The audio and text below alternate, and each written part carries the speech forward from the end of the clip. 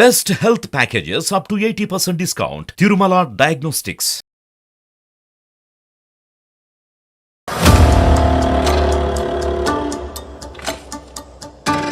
నేను చాలా దీనాల అవస్థలో ఉన్నాను సార్. ఈ చావు కూడా నాకు రావట్లేదండి.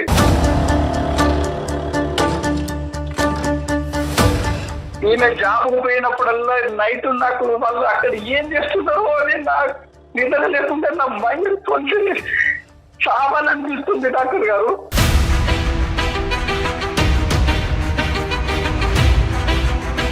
మూడు నెలల తర్వాత డౌట్ వస్తే అమ్మాయిని గమనించినప్పుడు పొట్ట పైకి వచ్చినట్టు కనిపించి నిలదీసి అడిగాను. అయ్యో రామ్మా, ప్రెగ్నెంట్.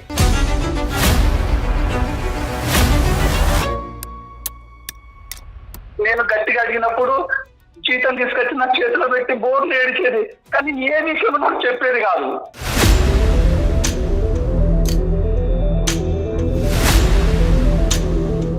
మీరు ఏమండి, ఆయన నన్ను పెళ్లి చేసుకుంటానని చెప్పారు. ఎవరు? ఆయన పెళ్లి చేసుకుంటా అన్నారు. వాడికి ఇదే పనా అమ్మా? నిన్ను నీ పిల్లాన్ని కూడా చూసుకుంటానని చెప్పారండి.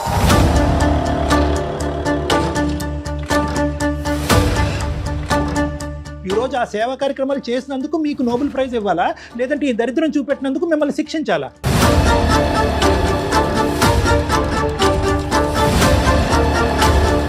వాళ్ళిద్దరు గుర్తుగా బిడ్డ కావాలని అడిగారు. ఓరి ఈడు ముద్దు తగలయ్యా. కట్టుకున్న భర్తను కూడా ఒక కొడుకులాగా భావిస్తున్నాను. నాకు ఇద్దరు కొడుకులు, వీళ్ళిద్దరిని కాపాడటం కోసం నేను ఆ పని చేశానంటే అది అసలు ఎంతవరకు కరెక్ట్ అండి? నాకు ఏదన్నా విషయం ఇస్తాను, అయ్యి ఏదన్నా చంపేది డాక్టర్ గారు, నేను భరించలేము.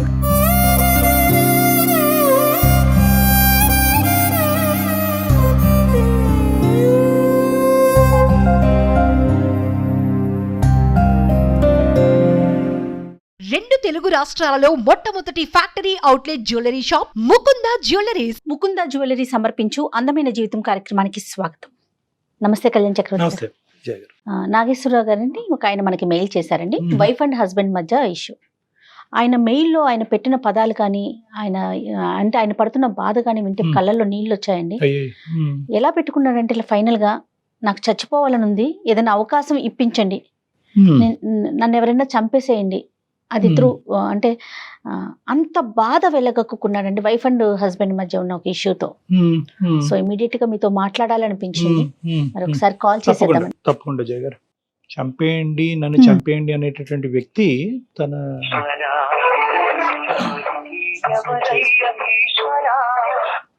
నాగేశ్వరరావు గారండి, జయానండి, అందమైన జీవితం ప్రోగ్రామ్ నుంచి కాల్ చేస్తున్నాను. అవును మేడం, నేనే నాగేశ్వరరావును. నమస్తే నాగేశ్వరరావు గారు. నమస్తే మేడం. ఎస్ మీరు మెయిల్ చేశారు. సో కళ్యాణ్ చక్రవర్తి గారు కూడా ఉన్నారు, మరి ఒకసారి మాట్లాడతారా?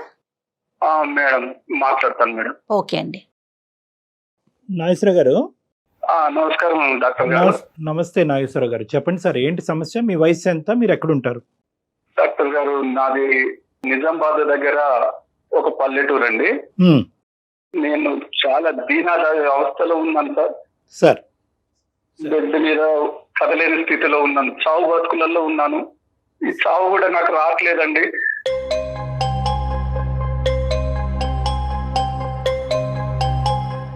కాదు సార్, అంటే చావు బ్రతుకులు అంటే మంచం మీద ఉన్నారా మీరు?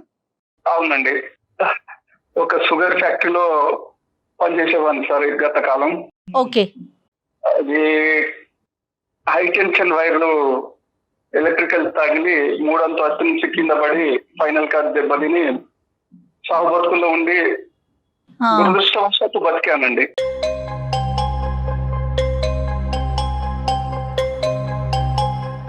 అదేంటండి, ఎవరైనా అదృష్టవశాత్తు బతికానంటారు, మీరేంటండి దురదృష్టవశాత్తు అంటున్నారు? చెప్పండి నాగేశ్వరరావు గారు. మొత్తం మీద కదలలేని స్థితిలో ఉన్నాను మేడం.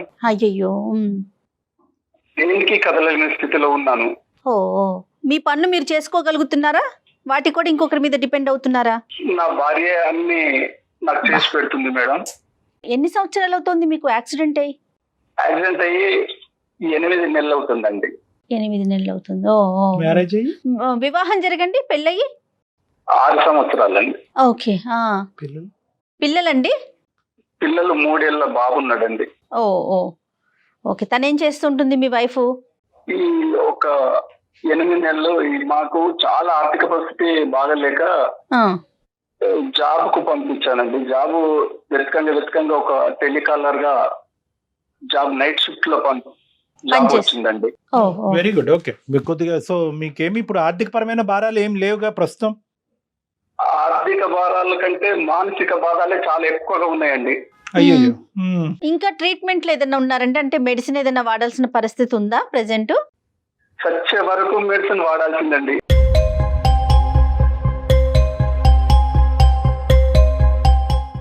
బంధువులు నేను మంచుకున్నప్పుడు మొత్తం ఇంటి చుట్టూ తిరిగేవారు. అంతేనండి. ఎవరు నా ఇంటి పక్కకు కూడా రావట్లేదు. చాలా ఇబ్బందిగా బతుకుతున్నాము. ఇప్పుడు మీరు మొబిలిటీ అనేది పెరిగేదానికి అవకాశం ఉందా సార్? అంటే జీవితాంతం మందులు వాడాలనేది నాకు అర్థం అవుతుంది, ఎందుకంటే న్యూరోమస్కులర్ కండిషన్స్ కి కొద్దిగా రికవరీగా వాడాలి. బట్ రికవరీ స్టేట్ గురించి ఏమని చెప్పారండి? అంటే ఏ part of the spine damage అయింది, అసలు మీరు ఎప్పటికైనా లెగిసి నడిచి తిరిగేటటువంటి అవకాశం ఉందా లేదా? లేదండి, ఫైనల్ కార్డు మొత్తానికే డ్యామేజ్ అయింది అన్నారు. జీవితాంతము బతికినంత కాలము మంచం మీదే ఉండాలని చెప్పారండి. అదేలేండి. అంటే మీరు ఇప్పుడు యూరిన్ కానీ మోషన్ కానీ వీటికి కూడా డిపెండేనా? ఎవరన్నా తీసుకుని వెళ్ళాలా మీరు? నా భార్య తీసుకెళ్తుందండి. చాలా గ్రేట్ లేడీ. నా భార్య చూసుకుంటుందండి అన్ని. ఓపిక్ గానే ఉన్నారా సార్? మరి 8 నెలలు బట్టి ఆవిడ చేయటం అనేటటువంటిది పర్లేదా? ఆవిడ ఓపిక్ గానే చేస్తున్నారా? చాలా బాగా చేస్తుందండి. నన్ను బాగా చూసుకుంటుంది. నన్ను నా బాబును బాగా చూసుకునేది. కానీ ఇప్పుడు ఎలా చెప్పాలో నాకు అర్థం కావట్లేదండి. చెప్పండి. నేను భరించలేకపోతున్నాను. నాకు ఏదన్నా విషయం ఏదన్నా చంపేది డాక్టర్ గారు, నేను భరించలేను.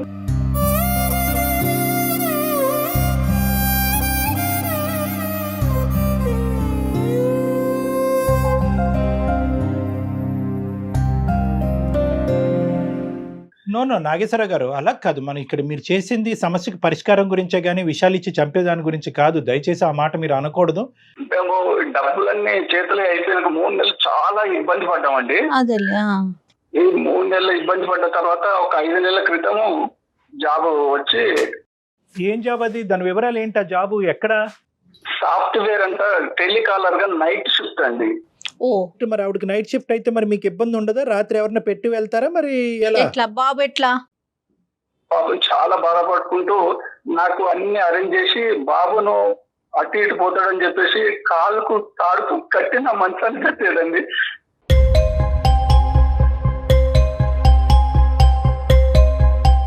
అలా కదా, అంత చంటి పిల్లోడిని తాడు కట్టి మంచాన్ని కట్టవలసినటువంటి ఎవరు లేరా పెద్దలు అటువైపు ఇటువైపు సహాయపడే వాళ్ళు?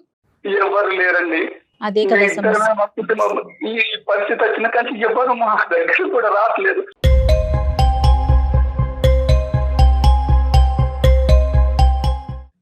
ఈ 3 నెలల నుంచి నేను గమనించింది నా భార్యలో ఏంటంటే, కొద్ది రోజుల క్రితం వామిటింగ్ చేసుకుంటుందండి.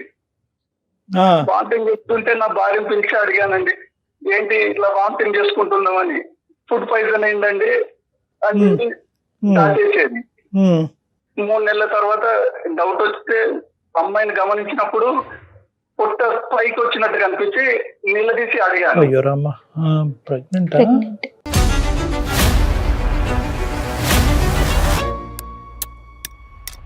ఏంటి నాగేశ్వర గారు, మేము ఏదైతే ఊహించుకుంటున్నాం అదే చెప్పబోతున్నారా?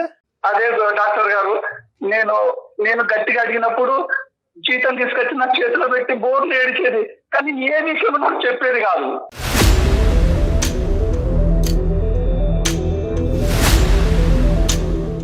అంటే నేను ఇలా అడుగుతున్నానని మీరేం అనుకోవద్దు. మీరైతే ప్రస్తుతం లాస్ట్ 8 monthsలో ఆ శారీరక పరంగా ఆవిడకి దగ్గర అయ్యేది కూడా ఇంపాసిబులే కదా మీ పరిస్థితి బట్టి? లేదండి, నేను అసలు ఆమెను తాగే పరిస్థితి కూడా లేదు. సో కూడా లేదండి. రైట్. ఇప్పుడు నాకు క్లియర్ గా అర్థమైందిలేండి. ఆమె నేను అడిగినప్పుడల్లా ఏడుస్తుంది, కానీ ఏ విషయం నా దగ్గర చెప్పట్లేదు ఆవిడ. ఈమె జాబ్కు పోయినప్పుడల్లా నైట్ నాకు వాళ్ళు అక్కడ ఏం చేస్తున్నారో అని నాకు నిద్ర లేకుండా నా మైండ్ కొంచెం చావాలనిపిస్తుంది డాక్టర్ గారు.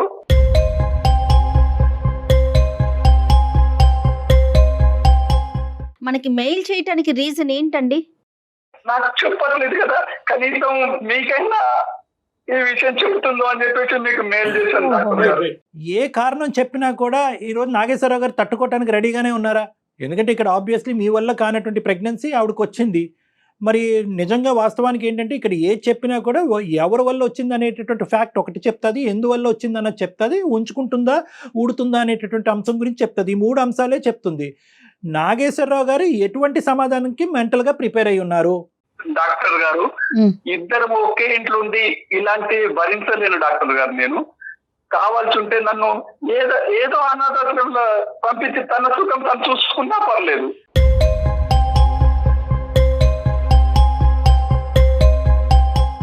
ఇక్కడుంటారా ఎక్కడుంటారా అనేది ఆవిడతో మాట్లాడిన దాన్ని బట్టి చూద్దాం అసలు ఆవిడ ఏమనుకుంటున్నారండి. ఫస్ట్ ఆవిడ ఉంటే ఆవిడకి ఇవ్వండి ఫోను. ఓకే డాక్టర్ గారు. కుసుమా, ఒకసారి ఇక్కడ ఒకసారి ఫోన్ మాట్లాడుతున్నారు. డాక్టర్ గారు వచ్చారు, ఫోన్ లైన్ లో ఉన్నారు. ఏంటిది? నేను ఈ డాక్టర్ గారు, అదే మన కళ్యాణ్ చక్రవర్తి గారు, డాక్టర్ గారు, నేను మెయిల్ పెట్టాను మన సమస్యల గురించి కొంచెం సార్ విన్నవించుకున్నాను, మీతో మాట్లాడతారంట. సరే. నమస్తే అమ్మా, మీ పేరమ్మా? కుసుమ. నమస్తే అండి, నా పేరు కుసుమ అండి. దురదృష్టం కొద్ది 8 నెలల క్రితం ఒక జరగకూడనటువంటి సంఘటన వల్ల అతను న్యూరలాజికల్గా డెఫిషియన్సీ అయ్యి మంచాన్న పడి ఈరోజు అతను ఏమీ చేసుకోలేనటువంటి వ్యక్తిగా మారిపోయి అన్ని పనులు మీరే చేయటం అన్నది జరుగుతుంది. మీకు ఫస్టే మేము హ్యాట్స్ ఆఫ్ అని చెప్పాము. ఎందుకంటే మీలాంటి స్త్రీమూర్తులు ఉండటం వల్లే ఈరోజు ప్రపంచం ఇలా ఉందేమో, మీలాంటి త్యాగశీలు ఉండటం వల్లే ఇలాగ ఈ ప్రపంచం ఉందేమో అని చెప్పి చాలా గర్వపడ్డాం మేము. చాలామందికి మీలాంటి వాళ్ళు ఒక ఎగ్జాంపుల్గా ఒక పాఠం కింద నిలవాలి అనేటటువంటిది మీ ఓపికి, మీ ఓర్పుకి, సహనానికి. కానీ ఏంటంటే తర్వాత ఫేజ్ 2లో అతను మాకు చెప్పినటువంటి అంశం ఏంటంటే, ఉద్యోగం వచ్చిన తర్వాత 3 నెలలు ప్రెగ్నెంటో లేదా 4 నెలలు ప్రెగ్నెంట్గా నా భార్య వచ్చి నా ఎదురుగుంట నిలబడి ఏంటి విచిత్రమైన పరిస్థితి అంటే కనుక ఆవిడ ఏడవటం తప్ప ఇంకో సమాధానం చెప్పట్లేదు, నాకు బతకాలని లేదు, నాకు విషం ఇచ్చి చంపేయండి డాక్టర్ గారు అని చెప్పి మాకు ఈమెయిల్ పంపించాడు. వెంటనే ఒక మనిషి యొక్క ప్రాణాన్ని కాపాడటం మించి ఇంకో ధ్యేయం అందమైన జీవితం లేదు కాబట్టి అతనికి వెంటనే కాల్ చేయడం జరిగింది. ఇప్పుడు మీ పరిస్థితి ఏంటో చెప్పండి అమ్మా, నిర్మోహమాటంగా ఉన్నది ఉన్నట్టుగా చెప్పండి. ఎందుకంటే ఈ క్లిష్టమైనటువంటి పరిస్థితిలోంచి మిమ్మల్ని ఎలా బయటకు తీసుకురావాలనేది మేము ఆలోచిస్తాం. ఆయన్ని పెళ్లి చేసుకున్న దగ్గర నుంచి ఆయన బాగానే చూసుకున్నారండి. సంతోషం. మాకు ఒక బాబు కూడా ఉన్నారు, 3 ఏళ్ల బాబు. అయితే హైటెన్షన్ వైర్ తనకి తగిలి ఆయన ఇలా అయిపోయారు కదా. మీరేం చదువుకున్నారు కుసుమ గారు? నేను డిగ్రీ చదివానండి. Very good. సాఫ్ట్వేర్ కంపెనీలో టెలికాలర్ గా చేస్తున్నాను. ఎంతకాలం బట్టి చేస్తున్నారమ్మా? నేను ఒక 5 నెలల నుంచి చేస్తున్నాను. అదే ఎందుకు ఇప్పుడు ఆ జాబ్ నైట్ షిఫ్టేనా, డే షిఫ్ట్ ఉండదు? అది అంటే నైట్ షిఫ్ట్, వాళ్ళు నైట్ షిఫ్ట్ నాకు ఇష్టాన్ని అన్నారండి. అదేలేండి, యూరోపియన్ టైమింగ్స్ అయ్యి ఉంటాయి. ఇప్పుడు పాపం కుసుమ గారికి అవసరం కాబట్టి వెంటనే జాయిన్ అయినట్టున్నారు. నైట్ అంటే పిల్లాన్ని నిద్రపోతాడు, పెద్ద ప్రాబ్లం ఉండదు. పొద్దు నుంచి చూసుకోవాలి కదా పిల్లాన్ని. అదేలేండి, అది కాకుండా వారికి కూడా చూసుకోవాలి కదండి అన్ని రకాలుగా. అంతా బానే ఉంది కదమ్మా, చక్కటి జాబ్ వచ్చింది, భగవంతుడు చూపినటువంటి దారి. మరి ఇప్పుడు ఈ ఒడిదొడికి ఏంటమ్మా? ఇప్పుడు కరెంట్లీ మీరు క్యారింగ్ అని అతను చెప్తున్నారు, ఏంటి ఎంతవరకు నిజం? నిజమేనా అండి? అవునండి. ఏంటమ్మా, ఏం జరిగింది చెప్పండి. నాకు ఉద్యోగం ఇచ్చిన ఆయన ఒక 30,000 ఇస్తా, నేను మీ ఇల్లు పోషించుకోవడానికి. నాకు మా ఇంట్లో ప్రాబ్లం ఉంది, నాకు ఉండండి, నాతో ఉండమని అడిగారండి.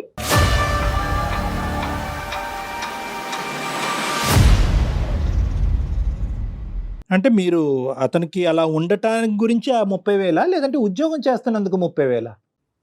ఉద్యోగం చేస్తున్నందుకు. మరి అడిషనల్ సర్వీస్ ఏంటి? ఆ ఉద్యోగం ఇస్తూ ఆయన నాతో ఉండాలి చెప్పాడండి. అంతే కదా డాక్టర్ గారు? అంటే ఎవరైతే అతను ఉన్నాడో అతను ముందే మీకు ప్రపోజ్ చేశాడు, అంతేనండి కుసుమ గారు? అవునండి. ఎన్ని చోట్ల ఉద్యోగం కోసం తిరిగానండి, ఒక్కడు ఉద్యోగం ఇస్తానని ఇవ్వలేదు.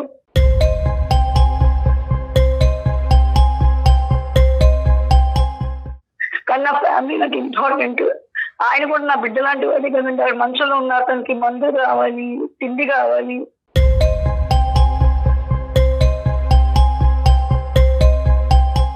నేను ఏం చేయాలో నాకు అర్థం కాలేదు. నాకు ఆ టైంలో నాకు వాళ్ళే నాకు గుర్తొచ్చారు.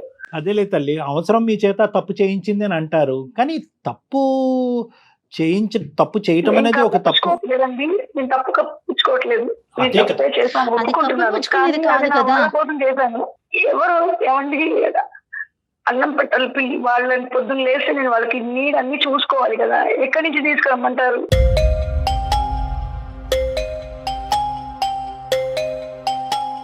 ద థింగ్ ఈజ్ ఒకటమ్మా, అలా ఆర్గ్యూ చేస్తే కనుక ఇంకా ప్రపంచంలో ఉన్న వాళ్ళందరూ వాళ్ళ కడుపు నింపుకోవడానికి తప్పుదారిలో వెళ్ళేటటువంటి కార్యక్రమంలోనే పడాలి, అందరూ చేసేసుకోవచ్చు. అది కాదు ఇక్కడ ఏంటంటే మీ అవసరం అనేటటువంటిది ఎంత ఇంపార్టెంటో ఇక్కడ ఎథిక్స్ అనేటటువంటిది, మోరల్ వాల్యూస్ అనేటటువంటిది, దేని గురించి పుట్టి పెరిగేమనేటటువంటిది కూడా చాలా ఇంపార్టెంట్ అంశాలు. మీరేంటంటే మేము ఈ సబ్జెక్ట్ గురించి మాట్లాడినప్పుడల్లా నా అవసరం ఎవరు తెలుస్తారు, నా బాధ మీరు అక్కడ కూర్చొని మాట్లాడటం ఈజీగానే.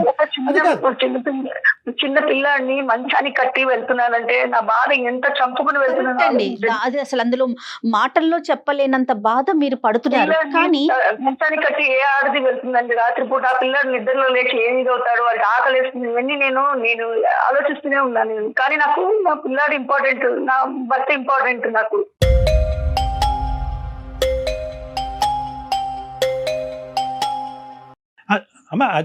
అదంతా మాకు ఇప్పుడు అర్థం అవుతుందమ్మా. But at the end of the day బాబు ఎలా ఉన్నాడు, భర్త ఎలా ఉన్నాడు అని ఆలోచించేటటువంటి స్త్రీ పక్కన ఒక మగాడిని పెట్టుకుని ఆ సుఖాన్ని ఎలా పంచుకుంటదమ్మా? నాకు తెలియక అడుగుతాను, అవసరం కరెక్టే. నేను వయసులో ఉన్నాను, నాకు కోరికలు ఉన్నాయి, కానీ చుట్టుపక్కల వాళ్ళు నీ మగుడు ఇలా మంచంలో పడున్నాడు, నీ బిడ్డ ఇలా ఉంది, నువ్వు వెళ్ళిపో, నీ లైఫ్ నువ్వు చూసుకో అని చెప్పినా కూడా నేను ఎవరి మాటలు పట్టించుకోలేదండి.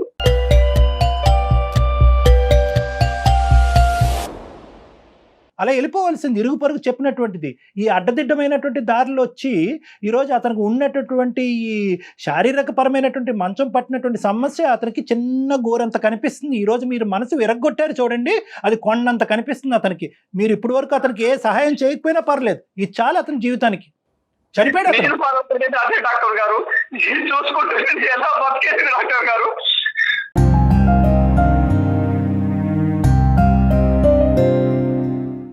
చచ్చిపోయాడు అతను, మానసికంగా చచ్చిపోయాడమ్మా. మీరు ఇప్పుడు వరకు చేసినటువంటి సేవ ఏదైతే ఉందో అదంతా బూడిదలో పోసిన పన్నీరు. ఇరుగు పొరుగు అందరూ చెప్పారండి వెళ్ళిపోవమ్మా, నీకు వయసు ఉందమ్మా, బిడ్డను తీసుకుని విడాకులు తీసుకుని వెళ్ళిపోమంటే కనుక పద్ధతిగా మీరు వెళ్ళిపోయి ఇంకో పెళ్లి చేసుకుని ఉంటే కనుక ఇతను దిక్కో మొక్కో లేనోడిలాగా ఏ అనాథాశ్రమంలోనే ఎక్కడో ఉండి బతికి బయటపడి ఉండేవాడు. పద్ధతిగానే వెళ్ళింది నా భార్య అని చెప్పి. ఈరోజు ఆ సేవా కార్యక్రమాలు చేసినందుకు మీకు నోబెల్ ప్రైజ్ ఇవ్వాలా, లేదంటే ఈ దరిద్రం చూపెట్టినందుకు మిమ్మల్ని శిక్షించాలా? నేను ఆ భర్తను కూడా ఇంకో బిడ్డలా అనుకున్నానండి. బిడ్డలా అనుకోవటం ఏంటి తల్లి? ఒక 6 ఏళ్ళు జర్నీ చేసిన ఒక మనిషిని నువ్వు మోసం చేసినట్టు కాదు. అందుకే కదా అతను మంచం మీద ఉంటే అతను జాగ్రత్త కాపాడుకోవాలి. అతన్ని కాదండి, 6 ఏళ్ల క్రితం తను మంచం మీద లేనప్పుడు మిమ్మల్ని మీ బిడ్డని కాపాడలేదు, అప్పుడు అతను ఏమైనా తప్పుడు పని చేశారా? కాయ కష్టం చేసుకోవటానికి వెనకాతల బిడ్డ పరిస్థితి, భర్త పరిస్థితి అలా ఉందనుకుని మీరు ముందుకెళ్ళారని అనుకోవాలా? లేదంటే ఇంకా నాకు వయసు ఉంది, నా కోరికలు నాకు ఉన్నాయి, ఆ కోరికలు తీర్చుకోవటానికి ఇంక ఇలాగే మాట్లాడుతుంది సమాజం, ఇలా తప్పుడుగానే మాట్లాడుతుంది. భర్త సుఖ పెట్టట్లేదేమో, భార్య పక్కదో వెళ్ళిందని అంటారు. తట్టుకోగలరమ్మా? ఇవన్నీ పక్కన పెట్టండి, తప్పు ఓకే నేను అంటున్నాను. నా బిడ్డ నాకు నా భర్త ఇంపార్టెంట్ అని ఒక్కటి తప్ప నా మనసులో ఏమీ లేదండి. కరెక్టేనమ్మా, కానీ అదే భర్త అదే బిడ్డ లైవ్ లో ఈ తల్లి ఏం చేస్తుంది, భార్య ఏం చేస్తుంది అంటే చూస్తూ ఉంటే కనుక అప్పుడు కూడా ఇలా కంటిన్యూ అయ్యి ఉండేవారా మీరు? చెప్పండి, నేను చెప్తున్నాను. వాళ్ళు ఒక్కలే కనిపిస్తున్నారు అని అంటున్నారు. వాళ్ళ కళ్ళతో ఈ సన్నివేశాలన్నీ చూసారనుకోండి, అప్పుడు కూడా మీరు కంటిన్యూ అవుతారా? నెంబర్ 1. నెంబర్ 2, ఏదైనా తప్పే. ఏ రాయితో తల పగలు కొట్టుకుంటేనేంటి, తప్పు చేశారు, ప్రెగ్నెంట్ అవటం ఏంటమ్మా? పొద్దున బిడ్డ పరిస్థితి ఏంటండి? ఉన్నవాడి పరిస్థితి ఏంటి, వచ్చేవాడి పరిస్థితి ఏంటి? అడిగారండి ఏంటమ్మా? తన గుర్తుగా మన ఇద్దరు గుర్తుగా బిడ్డ కావాలని అడిగారు. ఓరి ఈడు ముద్దు తగలయ్యా. అప్పుడు వాడికి ఏమేమి కోరికలు ఉన్నాయి ముందే లిస్ట్ చెప్పుంటే కనుక ఈ ఉద్యోగం ఉంటుందో ఊడుతుందో అప్పుడే డిసైడ్ అయ్యి ఉండాలి కదమ్మా. ఒకటేమో భార్య కరెక్ట్ కాదు రావాలంటాడు, రెండోది అంటే సెక్షువల్గా ఆవిడ కరెక్ట్ కాదు రావాలని అంటాడు, మూడోది ముద్దుగా బిడ్డనివ్వాలి అని అంటాడు. ఏందమ్మా ఈడు కోరికలు? అసలు అతని లిస్ట్ లో మీరే నెంబరో చూసుకోండి ముందు. అవుట్ వాడితో మన పక్కన ఏంటి అని తీసుకెళ్ళి ఎక్కడ పడేసే అనేటటువంటి కండిషన్ రేపు వస్తుంది చూడండి, నేను రాసిస్తా. కొడుకు అనాథాశ్రమంలో వెయ్యి, ఇతను తీసుకెళ్ళి ఇంకో చాట ఎక్కడో వెయ్యని అంటాడు. అయిపోయి నీలాంటి స్త్రీలు ఎంతమంది లేరు సమాజంలో? ఏంటి ఇప్పుడు చేసేటటువంటి పరిస్థితి ఏంటి, అదైనా వివరించండి. ఇప్పుడు మీరు మౌనంగా ఉండి ఇప్పుడు అతనికి నాగేశ్వరరావు గారు మీ ప్రశ్నకి సమాధానం దొరికింది. కట్టుకున్న భర్తను కూడా ఒక కొడుకులాగా భావిస్తున్నాను, నాకు 2 కొడుకులు, వీళ్ళిద్దరిని కాపాడటం కోసం నేను ఆ పని చేశానంటే అది అసలు ఎంతవరకు? ఒకటి వెరీ క్లియర్, వాళ్ళిద్దరూ లైవ్ లోనే ఉన్నారు కాబట్టి ఇద్దరికి నేను చెప్పేది ఏంటంటే, ఎటువంటి సంజాయిషి చెప్పినా కూడా at the end of the day it's an ethical mistake. ఇది తప్పు చేశారు అని చెప్పేటటువంటి అంశం వెనకాతల అవసరం, భర్త బిడ్డలాగా చూసుకున్నాను, భర్తని బిడ్డలాగా చూసుకున్నాను, చంటి పిల్లోళ్ళలాగా సాకాను, ఇవన్నీ కవర్ అయిపోయినాయి అమ్మా. అవన్నీ 1% ఆఫ్ ద షో. మీరు చేసినటువంటి పని ఏదైతే ఉందో అది 99%. తప్పు వెనకాతల కండిషన్స్ ఎప్పుడైతే కనుక మీరు చెప్తున్నారో ఆటోమేటిక్గా మీ తప్పు కాదు అన్నట్టుగా మాట్లాడుతున్నట్టు అయిపోతుంది. డాక్టర్ గారు నాకు ఏదో దారి చూపించండి డాక్టర్ గారు. ఇదంతా వినుకుంటూ చూసుకుంటూ నేను బతకలేను డాక్టర్ గారు. ఈ మానసిక వేదన అవిటితనం కంటే ఈ మానసిక వేదన ఎక్కువ అవుతుంది. నాకు ఏదో దారి చూపించండి.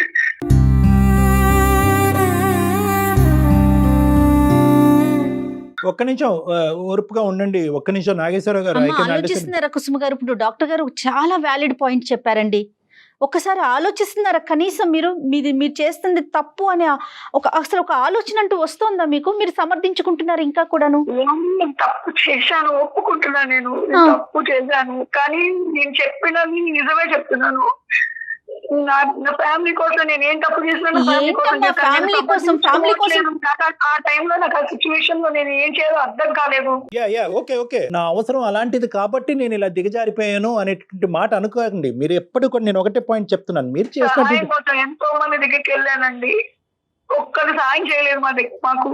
ఎవరు సహాయం చేయలేదు తల్లి, కాదనట్లేదు.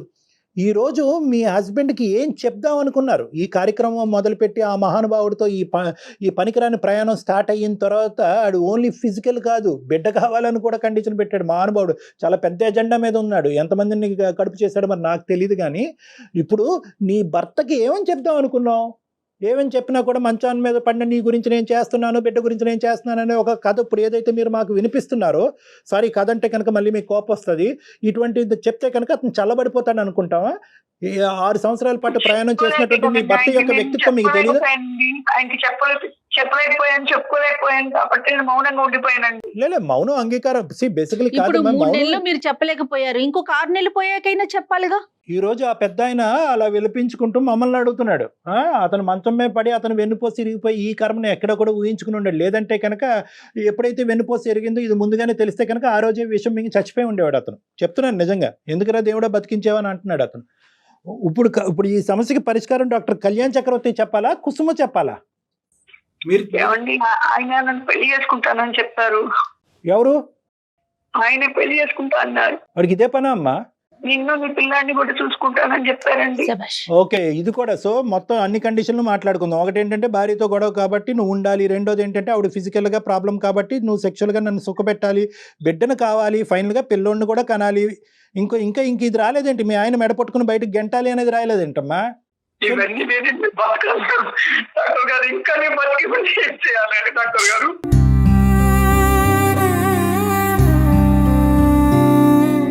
కాదమ్మా, నువ్వు నాకు తెలియక అడుగుతా. అతన్ని ఇంకెక్కువ ఏడిపించద్దు. మీరు ఇప్పుడు అతన్ని మ్యారేజ్ చేసుకోవడానికి రెడీ అయిపోయారా? ప్రెగ్నెన్సీతో పేట్ల మీద కూర్చోడానికి రెడీ అయిపోయారా? చేసుకుంటానని చెప్పారండి. వాడు ఏమన్నా అంటాడమ్మా, దొంకమంటాడు. నీ 30,000 గురించి ఏంటి ఇదంతాని? మరి ఇప్పటి వరకు మీ సో కాల్డ్ త్యాగం ఎట్లా? త్యాగానికి ఏం చెప్పుకుంటారు? అంతా ఒక కట్టు కథ అనిపిస్తుందమ్మా మాకు. ఇప్పుడు ఈ రోజు మేము ఎక్కడ జాలిపడి మొదటి నుంచి మీ ఇద్దరి మధ్యన ఫిక్స్డ్ ఎజెండా. నీకేంటంటే కోరికలు తీరలేదు, అతనికి అక్కడి నుంచి కోరికలు తీరలేదు కాబట్టి కోరిక కలిసి ఈ రోజు నువ్వు ప్రెగ్నెంట్ అయింది, ప్రెగ్నెన్సీకి ఒక బిడ్డ సాక్ష్యం అవ్వబోతున్నాడు కాబట్టి పెళ్లి చేసేసుకుందాం. దానికి మీరు రెడీగా ఉన్నారు. ధైర్యం చేసి ఎదిరించేటటువంటి భర్త ఎలాగా లేడు. గట్టిగా అరిస్తే అతను ప్రాణాలు పోయేటట్టు ఉన్నాయి. అతను ఎవరు సానుభూతి చూపెడతారు మీకు? ఈ బిడ్డను ఏం చేద్దాం అనుకుంటున్నావు? నా బిడ్డను కూడా చూసుకుంటా అన్నారండి. ఆవిడ ఫిక్స్ అయ్యారు కళ్యాణ్ గారు. మీరు ఇంతవరకు ఏమనుకుంటున్నారంటే ఆవిడని మోటివేట్ చేయాలనుకుంటున్నారు. ఆయన కూడా మనసులోనే ఇద్దరు సేవ చేసుకుంటాను. అమ్మా, నీకు అలాంటి పరిస్థితి వస్తే మీ భర్త అలా చేస్తే ఎలా ఉంటుంది ఒకసారి ఊహించుకో కనీసం. అక్కడి వరకు వెళ్ళరుగా. ఏమ్మా, బాధ్యతలు పరిస్థితుల వల్ల కంప్లీట్గా కూరుకుపోయావో, లేదంటే నీ ఆలోచన మీద నీ కంట్రోల్ పోయిందో ఏదన్నా అవనియండి అమ్మా. ఇప్పటికైనా ఇది ఒక గొప్ప అవకాశం ఈరోజు మీరు మాతో మాట్లాడటం. ఒకప్పుడు నిజంగా నాకు కనువిప్పు కలిగింది, ఒక ఆలోచన ఇప్పటికైనా వచ్చింది అనేటటువంటి మాట మీరు అంటే కనుక ఎటువంటి ఆప్షన్స్ ద్వారా మీరు ఇందులోంచి బయటపడచ్చు అనేది మేము చెప్తాం. అంతేగాని నేను వింటానండి, చెప్పండి. అంతేగాని బిడ్డ పుట్టేస్తున్నాడు కాబట్టి వాడు పెళ్లి చేసుకుంటాడు ఇలా కాదు. ఇప్పుడు ఏం జరగాలి అనేది ఇప్పుడు 2 ఆప్షన్స్ అమ్మా. అబార్షన్ చేయించుకో అనేటటువంటి మాట మేము చట్టరీత్యా మేము చెప్పకూడదు. ఎందుకంటే అది కంప్లీట్గా ఒక తల్లికి సంబంధించినటువంటి ఒక హక్కు. అది నీ భర్త వల్ల వచ్చినా వేరే వాళ్ళ వల్ల వచ్చినా. లేదండి, కడుపులో ఉన్నటువంటి బిడ్డను ఆ విధంగా చేసుకోవటం నాకు ఇష్టం లేదు, ఆడు దొంగ అయినా దరిద్రుడైనా కూడా బిడ్డను అలా చేసుకోవటం అంటే కనుక ప్రెగ్నెన్సీ కంటిన్యూ అయ్యి బిడ్డను అతనికి దారదత్తం చేయండి. ఆ బిడ్డ గురించే కదా అతను వేచి ఉన్నాడు. అతనికి ఇచ్చేసేయండి ఆ బిడ్డని. నెక్స్ట్ మీ భర్త గారిని అడగాలి, ఏమయ్యా ఇంత అన్యాయం చేసినటువంటి నీ భార్యను నువ్వు క్షమిస్తావా, ఉంటావా, ఇప్పటికీ కూడా నన్ను ఒక అనాథాశ్రమంలోనే ఎక్కడో పడేయండి అనేటువంటి మాట అంటావు అనేది బాల్ అతని కోర్టులో ఉంది. ఎందుకంటే ఈ విధంగా తప్పుదోవలో వచ్చినటువంటి స్త్రీని క్షమించి అతను యాక్సెప్ట్ చేస్తాడా లేదా అనేటటువంటిది ఫస్ట్ మీ రియలైజేషన్ బట్టి ఆధారపడి ఉంటుంది. ఫస్ట్ మీరు పూర్తిగా మనసు విప్పి మీరు చెప్పగలుగుతున్నారా? అవునండి, నేను మారుతాను. ఏ విధంగా మారుదాం అనుకుంటున్నారమ్మా? నేను అబార్షన్ చేయించుకుంటానండి. మేం ప్రెషర్ పెట్టినట్టు కాదు, అది మీ నిర్ణయం. లేదండి, నాకు నా భర్త కావాలి. నీ భర్త కావాలి, నీ కొడుకు, నా పిల్లడే కావాలండి. మరి అతనికి ఏమని చెప్తారు? అతను ఏవో చాలా ప్రామిసులు చేశాడు కదా, 30,000 కాదు 60,000 ఇస్తానంటాడు ఇప్పుడు ఇంటికి వెళ్ళగానే. నేను మానేస్తానండి, ఉద్యోగం మానేస్తాను. మరి బ్రతుకు తెరువు? కళ్యాణ్ గారు, దానికి మనం 190 ఉన్నాయండి అవకాశాలు. ఎలాంటి బిజినెస్లు చేసుకోవచ్చు, ఇంట్లో ఉండే సంపాదించుకునే మార్గాల్ని సుమన్ టీవీ ద్వారా నేను చెప్తానండి ఆవిడ. Okay, very good. ఓకే, ఆ అవకాశం మనం ఆఫర్ వచ్చిందమ్మా నీకు. కానీ ప్రెగ్నెన్సీ అనే విషయం మాత్రం అమ్మ కుసుమ గారు మీరు ఇక్కడే డెసిషన్ తీసుకోవద్దు. అది ఎలా అనిపిస్తుంది అంటే చూసే ఆడియన్స్ కూడా మేమేదో రాంగ్ వేలో తీసుకెళ్ళినట్టు అనిపిస్తుంది.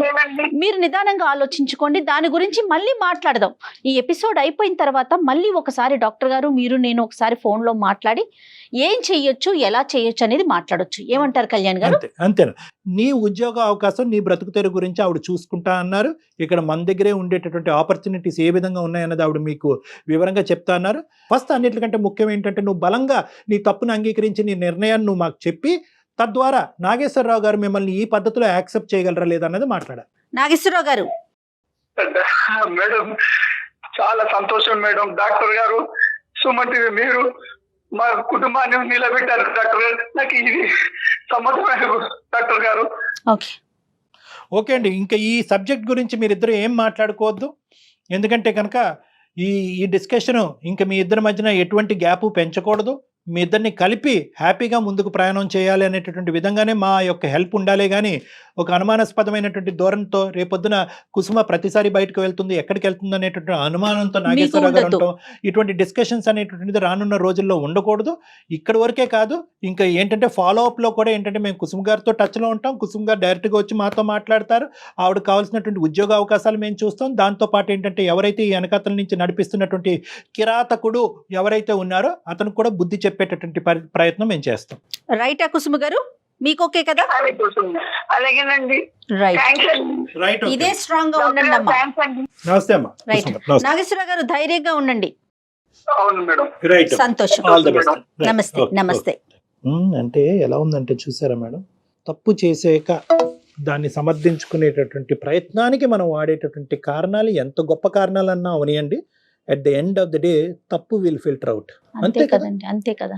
తప్పే కదా కళ్యాణ్ గారు ఎప్పటికైనా. అంటే మైండ్ సెట్ అలా పనిచేస్తుందండి, అప్పుడున్న పరిస్థితులను బట్టి అట్లా మారిపోతుందా కళ్యాణ్ గారు? కదమ్మా, ఇప్పుడు తప్పు చేసేటటువంటి స్త్రీ అయితే కనుక భర్త బయటకు వెళ్ళి ఆ 8 సంవత్సరాలు 6 సంవత్సరాలు బయటకు వెళ్ళినప్పుడల్లా ఈవిడ బయటకు వెళ్ళి తప్పు చేయొచ్చుగా. ఈ రోజు ఏంటంటే మనం అటువంటి తప్పుని మనం ఈరోజు సమర్థించట్లేదు. కానీ ఆ డిప్రెషన్లో ఏదంటే పగలనక రాత్రనక అటు ఇటు ఎడమవైపు కుడివైపు ఎవరు సపోర్ట్ లేక, తినడానికి తిండి లేక, డబ్బులు అవసరం అయ్యి ఎవరు దిక్కుతోచినటువంటి పరిస్థితుల్లో పోనీలే ఏముంది శరీరాన్ని అమ్ముకుని ఈరోజు భర్తని కుటుంబాన్ని కాపాడదాం అనేటటువంటి పరిస్థితి, దయనీయమైనటువంటి పరిస్థితి రావటం అనేటటువంటి జరుగుతూ ఉంటుంది. దాని అంటే ఫ్యూచర్ ని ఆలోచించుకోరా? ఇంకేముండదు. ఇంకక్కడ ఏంటంటే ఉన్న బిడ్డ పరిస్థితి ఏంటి, రేపు పొద్దున వచ్చే వాళ్ళ పరిస్థితి ఏంటి, అంత మైండ్ సెట్ ఉండదండి. అన్నిటికంటే చావు కంటే పెద్ద బాధ ఏదన్నా ఉంది అంటే ఒక మనిషికి అవసరం అమ్మా. చచ్చిపోయే వాళ్ళు చాలా ఈజీగా చనిపోతారు. ఎందుకు బతకాలి అనేటటువంటిది వాళ్ళు ఊరి తీసుకుంటారు, లేదంటే ఇంకో విధంగా సూసైడ్ చేసుకుంటారు. నేను బతకాలి కన్నా అవసరం ఎవరు తీరుస్తారు, నా భర్త నా పిల్లల యొక్క అవసరం ఎవరు తీరుస్తారు అనేటటువంటి బాధ ఉంటుంది చూడండి, ఆ ముళ్ళు ఉంటుంది చూడండి, అది మనిషిని మానసికంగా బతుకుండగానే చంపేస్తుంది. సో అందులోంచి బయట పడాలి అనేటప్పుడు ఏది ఎతికలు, ఏది మోరలు, ఏది రాంగ్, ఏది రైట్ అని ఆలోచించినటువంటి పరిస్థితిలో ఉంటారు. ఆవిడ అంటే మనస్ఫూర్తిగానే ఒప్పుకున్నారంటారా? మనం డైరెక్ట్ గా కలిసినప్పుడు కూడా మాట్లాడదాం. ఇది ఎక్కడితో ఆగే కథ కాదు, ఇది మిగతా కథ. చాలా చక్కటి సొల్యూషన్ కళ్యాణ్ గారు, చాలా సంతోషం అనిపించిందండి. రైట్, చూద్దాం. నమస్తే. 2 తెలుగు రాష్ట్రాలలో మొట్టమొదటి factory outlet jewellery shop Mukunda jewelleries.